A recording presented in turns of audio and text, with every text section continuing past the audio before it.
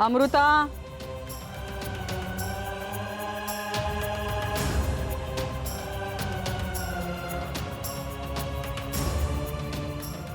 काय ग? एवढा उशीर झाला डॉक्टरांकडे? गर्दी होती का खूप? ही का झोपलीये? बरं वाटतंय ना हिला? काय म्हणाले का डॉक्टर? आई व्हायरल इन्फेक्शन आहे म्हणाले डॉक्टर. मग काय गोळ्या दिलेत? गोळ्या दिलेत का? आणल्यास गोळ्या का विसरलीस तू? अगं बोल. दिलेत नाही. कुठे? पर्समध्ये. त्या पर्स मध्ये आहेत का ताई? थांबा मी घेते ना, तुमच्या हातात ओवी आहे ना.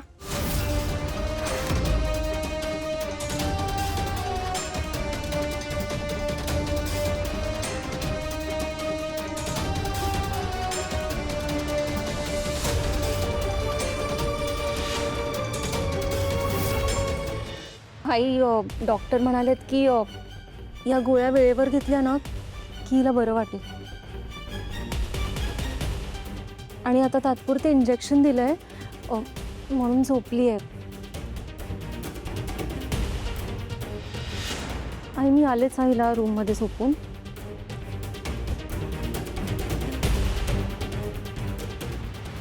अमृता ताई,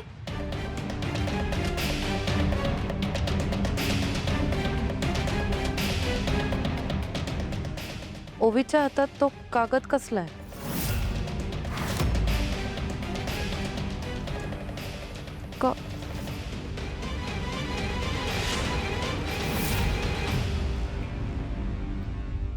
अगं ते डॉक्टरांना इंजेक्शन द्यायचं होतं ना, तेव्हा खूप रडत होती.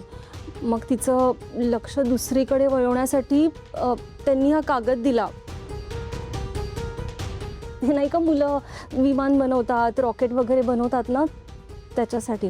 विमान करायला दिलेला, पण तो कागद बघून असं वाटत नाहीये की त्याचं विमान झालं असेल. असं वाटतंय की एखादा फॉर्म वगैरे आहे. काय नक्की ताई? फॉर्म असेल ग फॉर्म. ते काय टेबलवर जे काय कागद होते ना, त्यातला एखादा उचलून दिला त्यांनी. आणि मुलांना काय फरक पडतो ना, फॉर्म आहे किंवा काय. त्यांना फक्त खेळण्यामध्ये इंटरेस्ट असतो.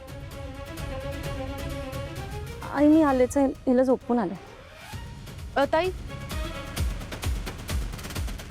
औषधं. नाही आई आले. काय चाललंय तुझं? मला वैताग आलाय तुझ्या या अशा वागण्याचा. तू का संशय घेतेस नेहमी तिच्यावर? ती बिचारी खरंच घेऊन गेली होती ओवीला डॉक्टरांकडे. तू बघितलंस ना, औषधं बघितलीस ना? एक गोष्ट लक्षात ठेव मोनिका, माझी अमृता कधीच खोटं बोलत नाही. ओके?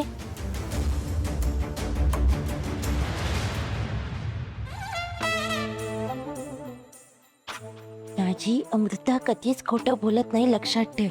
नॉनसेन्स बाई, या म्हातारीचं ना मला खरंच गणित नाही कळत. म्हणजे इथे लोणी लावते मी, 24/7 हिच्या पुढे पुढे करते मी, हिची सेवा करते मी. पण या बाईला कायम पुळका असतो त्या सारंग आणि अमृताचा. या अमृता ना सगळ्या घराला मूर्खात काढेल, पण मला नाही काढू शकत. या बाईचं ना नक्कीच काहीतरी सुरू आहे. तिच्या डोक्यात काहीतरी नवीन शिजतंय आणि याचा शोध काही दिवसात लावून दाखवेन मी आणि सगळ्यांसमोर आणेन.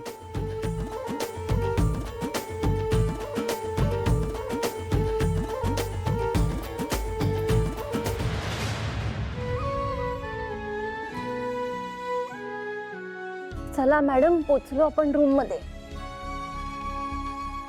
क्या बात है, काय मस्त नाटक केलंस ग. पण बरं झालं तू डोळे मिटून राहिली होतीस, नाहीतर आज आपण पकडले गेलो असतो. नाटक केलं पण काय उपयोग? तू तर माझं तिथे ऍडमिशनच घेतलं नाहीस. मला इथेच घेऊन आली अचानक. सॉरी बाळा, थोडं समजून घे आता. हे बघ, परिस्थिती ना खूप कठीण आहे. आता आपल्याला नाही जाता येणार तिकडे. सॉरी. तू नेहमी असंच करतेस, बाबा म्हणाला गाणं गाता येणार नाही, तू म्हणालीस गाणं शिकता येणार नाही, आणि आता म्हणतेस की गाण्याचा क्लास लावायचा नाही. काकू प्रॉब्लेम नको, सोल्युशन सांग मला. मला गाणं शिकायचंय. Why don't you understand? I understand बाळा, पण मी काय करू? ठीक आहे, तुला गाणं शिकायचंच आहे ना? हो मग माझी एक अट. चालेल, सांग मला काय करायचंय. गाण्याच्या क्लासमध्ये तू तुझ्या बाबांचं नाव आणि आपलं आडनाव कुणालाच सांगायचं नाही, चालेल? मग फॉर्मवर काय लिहिणार? तेच सांगते ना की फॉर्मवर आपण तुझं खरं नाव लिहायचंच नाही. मग आता लिहायचं काय? लिहायचं काय? ओवी तर तुझं नाव सगळ्यांना माहिती आहे. मग आता ओवी ओवी ओवी अमृता पानसे, चालेल? आणि कोणी विचारलं ना तर सांगायचं की मी माझ्या आईचं नाव लावते. ओके? पण शाळेत तर आपण बाबांचं नाव लिहितो ना. बाळा ऐक ना, आपण जर हे गुपित ठेवलं नाही ना तर तुला काय, मला पण या घराबाहेर पडता येणार नाही. त्यामुळे तुला जर गाणं शिकायचं असेल ना तर तुला एवढं तर करावंच लागेल. तू तर म्हणाली खोटं बोलायचं नाही, आणि आता तूच तर खोटं बोलायला सांगतेस. बाळा ऐक ना, बरोबर आहे खोटं बोलायचं नसतंच, पण कधी कधी ना ज्या खोट्यामुळे कोणाचं नुकसान होत नाही किंवा ज्या खोट्यामुळे कुणाचं भलं होत असतं ना, ते खोटं बोललेलं चालतं ग कधी कधी. आणि तुझ्या गाण्यासाठी हे खोटं बोलणं पाप नाही आहे. बर ठीक आहे, चालेल. ठरलं तर उद्यापासून गाण्याचा क्लास सुरू. पण हे सिक्रेट आपल्या दोघांचंच आहे. ओके? ओके, कुणालाच कळता कामा नये. प्रॉमिस? प्रॉमिस. आलेच मी. काकू, ओवी अमृता पानसे रॉकस्टार.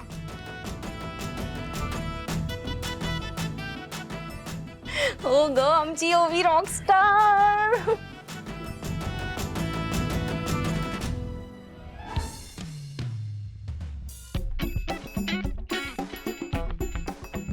अबीर शेठ, तुमचा किल्ला सांभाळा.